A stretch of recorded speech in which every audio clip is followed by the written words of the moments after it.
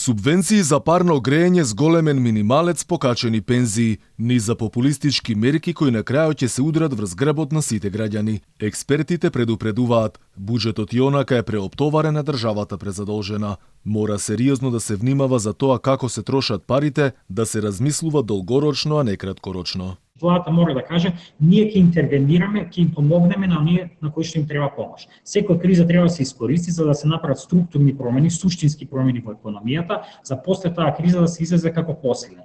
Истото тоа го зборевме кога избув на пандемијата, истото тоа и сега можеме да го кажеме. Бидејќи државата навреме не обезбеди поевтин газ и струја, веќе е предоцна да се запре со растот на цените на сите производи, сметаат економистите. Сега може само колку толку да се ублажат последиците. Преземањето на обврските за покачување на цената на парното и така натаму врз буџетот е опит државата да го амортизира овој ценовен, трошковен и дефинитивно удар на стандардот.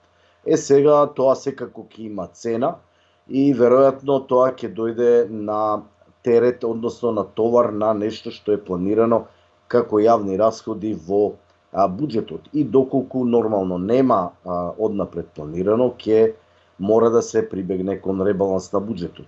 И без оваа нова криза, Македонија беше на рабо да биде презадолжена земја. Надминате психолошкиот праг на јавниот долг од на 60% од бруто домашниот производ. Според официјалните податоци на Министерството за финансии, вкупниот јавен долг на крајот на декември изнесувал 7 милиарди и 135 милиони евра.